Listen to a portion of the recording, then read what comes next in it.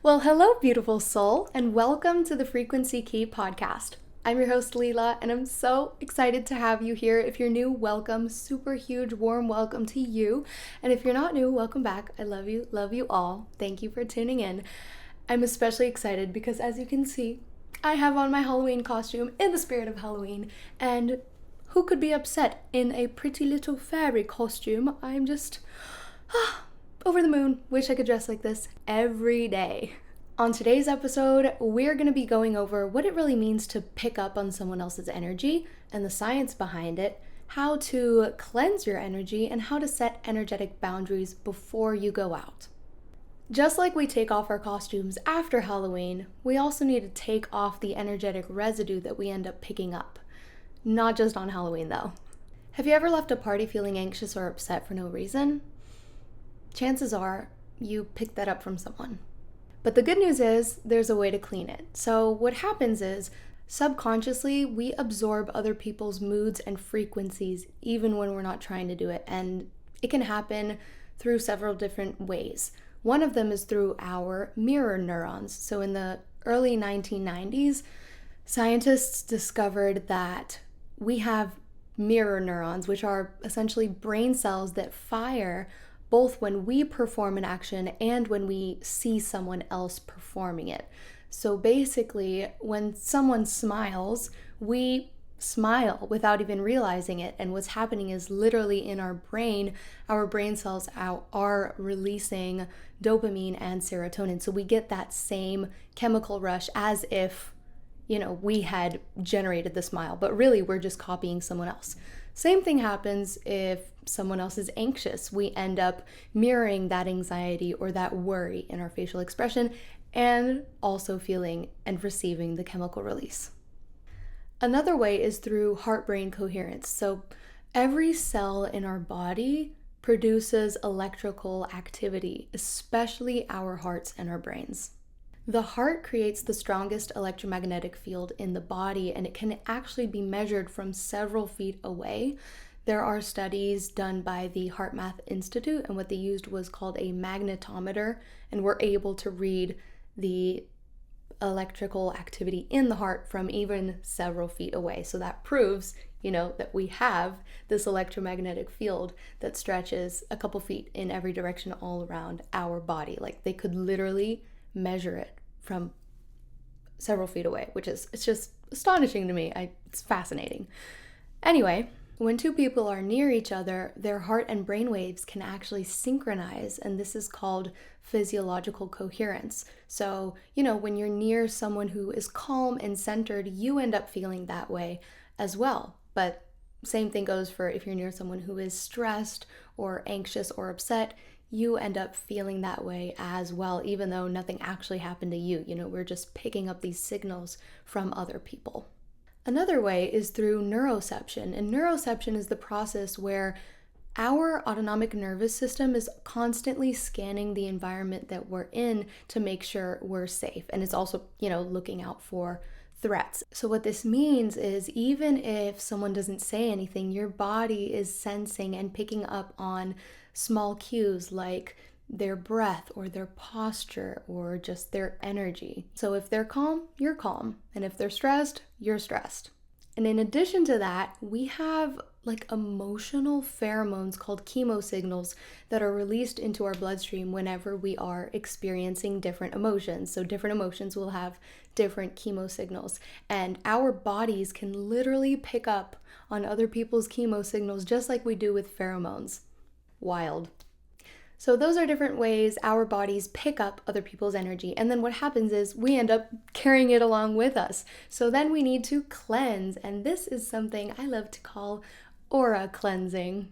Now, aura is just another word for electromagnetic field, that big bubble that we have all around our bodies that was created through the electrical activity in our hearts and in our brains. Mainly, all of our cells, like I mentioned, create electrical signals, but the strongest and most amount are in our heart and on our brains. So it creates this giant bubble around us, which is our electromagnetic field, aka aura. Aura is just such a cutesy word. I love it. A few ways you can identify if you need an aura cleanse is if you feel kind of foggy or heavy, anxious for no reason, irritable for also no reason. If you're just like nothing really happened, but you just feel out of yourself, you should cleanse your aura. Honestly, every day is a good practice. Now, there are several ways you can cleanse your aura. There's no one correct way. Truly, just whatever resonates most with you is perfect. And you can do a mixture of several ways. You can do something different every single day. You can do only one type of cleansing. Like, it's never gonna wear out as long as it feels good to you and you're able to set your intention and truly enjoy that process, whichever one it is that you choose. That's what's most important. So a few different ways. You can sing, you can hum, you can chant, you can say affirmations, words are wands, like no negative energy is allowed here. You can snap, you can use a bell. Bing, bing, bing, bing. Sound is very, very powerful. And even more powerful, again, is the intention that you put behind it. So what I like to do is take some Palo Santo, because Palo Santo is amazing at cleansing, and I'll like to put it around my body, usually like do a little circle on my head, around my head, and cleanse just around whatever I feel. And I like to then affirm, like removing any negative energy, anything that is not mine and that is here. Only light is allowed, purifying every cell. I don't know, just whatever comes to mind, I will say in that moment. You can also take a salt and herbs bath because water is super purifying. Even if you don't have time to take a bath, just a shower, like just showering and imagining that the water is cleansing all the negative energy, removing anything that's unwanted. It's putting that intention behind it.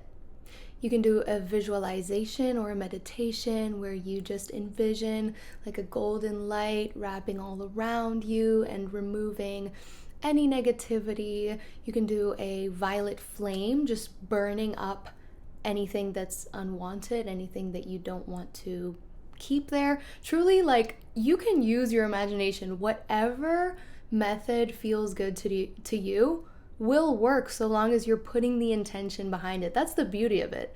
And you can get creative, you can get fun with it, or you can just stay simple and before your shower every day, like say a little prayer. Imagine the water cleaning you. Thank the water for cleaning you and cleaning off your energy. Like, you can get as creative or as simple with it as you want. And you can also use movement. You can dance, you can shake, you can jump up and down, you can just move that energy away from your body and imagine that you, like, with your movement, you're just shaking it free. I could go on. So I mentioned before, Palo Santo is one of my favorites, and I wanted to give you a little bit more into what it is and why it's so amazing. Palo Santo has been used in ceremonies for centuries to purify the energy, and not only does it clean the energy, it also uplifts the energy. So it's kind of like a 2-in-1 combo. Not only does it clean the energy, but it actually has a physiological effect on our bodies because of the aroma. It's like aromatherapy. So one of the essential oils in the wood is limonene or limonene. I'm not sure how to pronounce it, but this actually calms the body and calms the nervous system when we smell it. And the way that it does this is that when we inhale certain aromas, they can truly relax our nervous system. But what that means is taking our nervous system state from the sympathetic, which is fight or flight mode, to parasympathetic, which is relaxation and restoration. In addition to that, it literally purifies the air when you burn it, because the negative ions that are released when you burn sacred woods like Palo Santo like attach themselves to dust particles and bacteria in the air, and then it just like purifies. Anyway, those are several methods. You can use all of them or one of them, or invent your own. Truly let your imagination go wild. And the most important part, again, is just putting your intention and your consciousness behind it, because when you put your intention and your consciousness into whatever it is you're doing in that frequency, that is the key, that is the magic. And then of course, believing, like it can't be nonchalant. You have to do it from your heart. And last but not least, how to set energetic boundaries.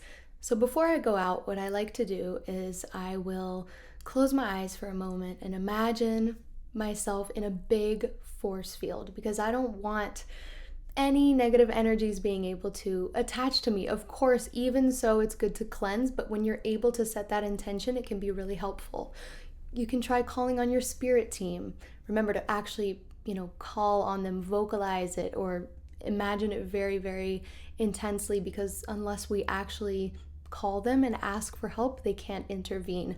So yeah, I just like to imagine a force field around my body and just a protection. Sometimes I will make it mirrored if I don't want to be found in whatever environment I'm going to.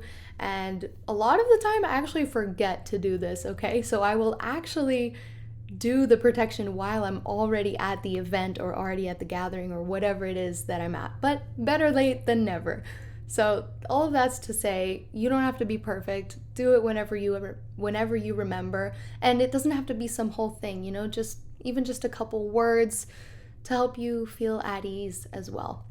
And then of course, cleaning at the end of the night, cleaning the energy, because just like we shower and brush our teeth every single day, we need to clean our energy. It's not from a place of fear and being afraid of things that are going to be attaching to us. It's just hygiene, So yeah, I hope you enjoyed this episode. Thank you so much for tuning in again. Send this to a friend if you enjoyed it. Make sure to drop me a comment. I'd love to hear from you. If you'd like to follow the podcast on Instagram, it's at Frequency Key. And if you'd like to follow me, I'd love to connect with you on there. It's at Leela's Frequency. Thank you again, and I will see you next week for episode 4. Mwah! Bye.